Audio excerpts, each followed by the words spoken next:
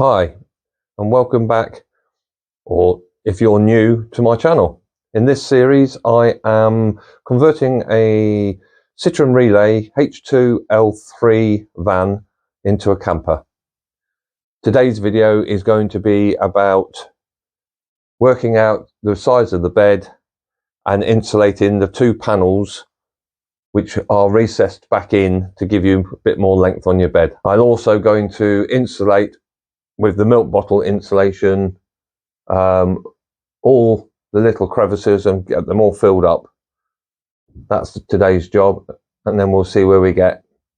I'm waiting to get my windows put in. They should be done in a week's time, which will be great. So I'm having one behind the driver's seat and one in the door.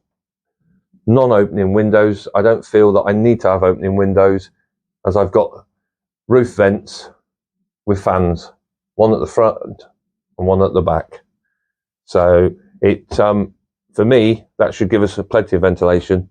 All these holes along the top of the van and down the pillars, these all need to be filled up with the milk bottle recycled insulation, which is good because it's good values and doesn't retain water if it gets damp, and shouldn't grow moldy, so they say.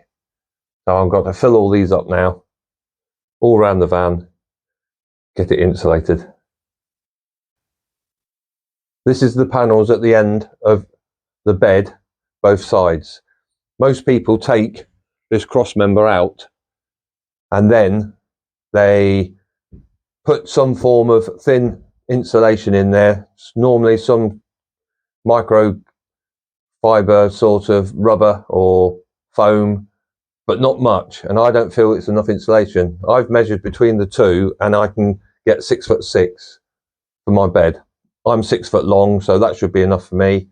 So I'm going to leave those in.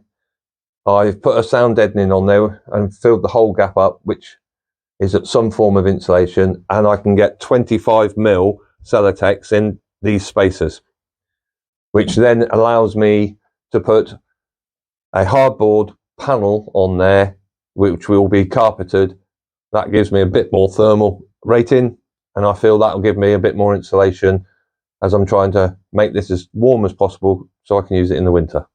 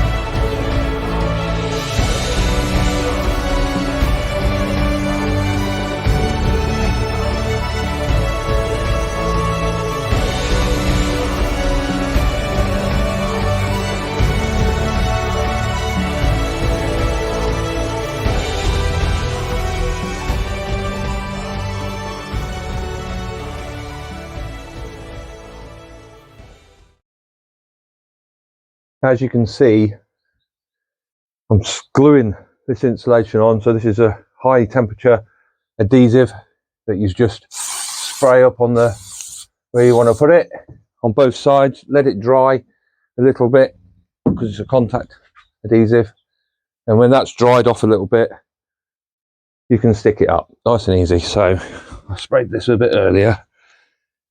We'll start at this end. Put that up there like that, look.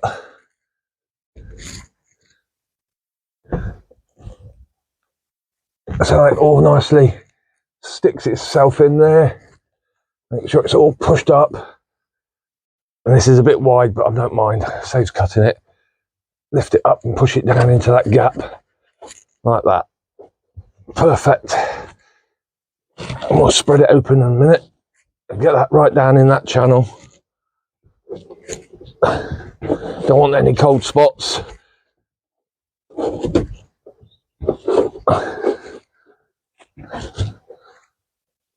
There we go, like that. That's tucked in there nicely now.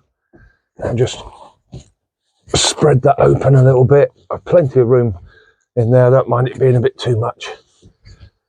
Just push it in. Well insulated. Nice and toasty for the winter.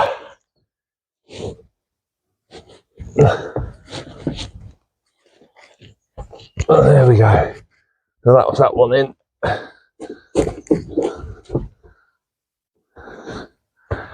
So we'll do the next one. And we'll do this panel next. So it is 25 inches. So we'll cut a piece off, doesn't have to be that accurate. 25 inches long.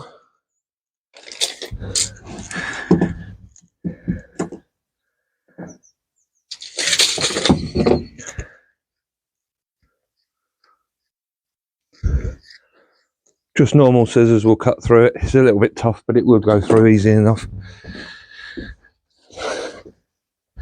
And then this one wants cutting around that. Doesn't have to be super accurate. It's insulation, for crying out loud. It'll pull and stretch. So I'm just going to eyeball that around like that. Something like that. There we go.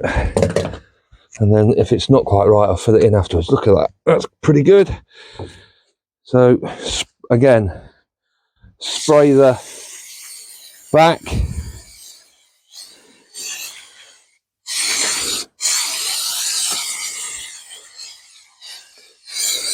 And then spray the back of the insulation.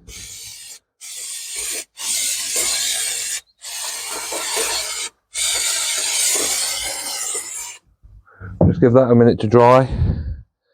Now I'm not putting insulation down in the holes in the sill, because that's under the floor. Our insulation on the floor comes to this height anyway. It's lower than the floor. And my worry is if any water gets in that sill from the fittings that hold the plastic trims on, and I've seen it does on some videos, I've seen people where they've had problems there. If we put insulation in there, it's just going to hold the water in there. It's not got any chance of drying out, and then you'll rot your sills out. So I don't fill those up. What I will do is, when I'm ready to put all my walls and my vapor barrier on, I'll put a piece of insulation probably over the top here, but not stuff it in the holes. Then it will, that means it's fully insulated right round. But any moisture that comes from those, because they're just pushing clips that hold the trims on the outside, and no doubt water gets past all those. Right, so we'll shove this in. So just offer it up. Make sure it's all up nice and tight to the metal, and just, that's it, put it in. Job's a good one. That's that bit of insulation in there. These little bits, really, really handy for filling some of these silly little holes up, which I'll do in a bit. So we want another strip now, 20. Well, what we'll do with this one is just cut a strip by eye.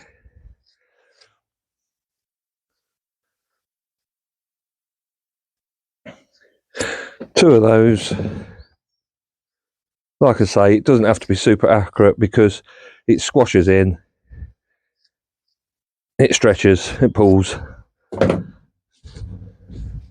A bit of it spray on the back.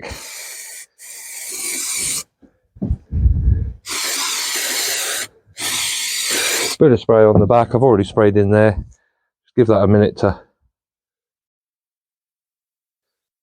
dry out a little bit, and then it'll put that one in.